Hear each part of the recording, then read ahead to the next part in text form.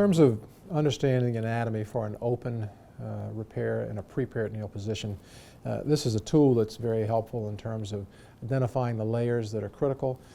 Most surgeons are obviously familiar with the standard dissection of an inguinal hernia repair from an open technique, but a tool like this sometimes gives us an opportunity to take it layer by layer, and so we'll do that just for some explanation in terms of what are the important steps for the performance of an ULTRAPRO hernia system repair with a preperitoneal placement of the underlay mesh.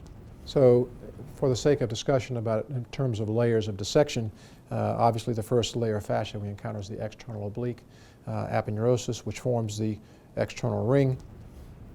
If we remove this layer for demonstration purposes, and then the next layer obviously is the internal oblique, and we see some of the nerves of the abdominal wall appearing in this area as well, obviously to be avoided during dissection. And we're beginning to see the floor of the inguinal canal here as well, and the internal ring is the area where the cord structures ordinarily would traverse.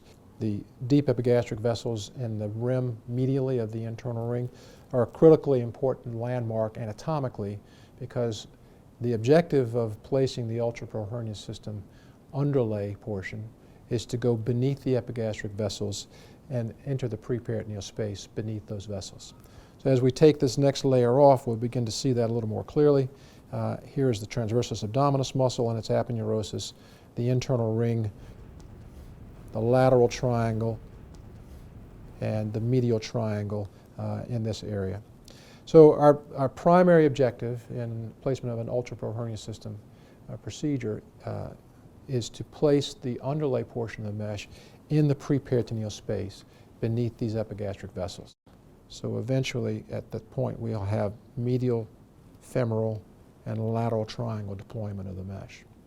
So that's basically the concept of the underlay portion of the UHS, to occupy a space created by preperitoneal dissection, giving full deployment of the mesh over the myopectoneal orifice, covering the medial, lateral, and femoral triangles.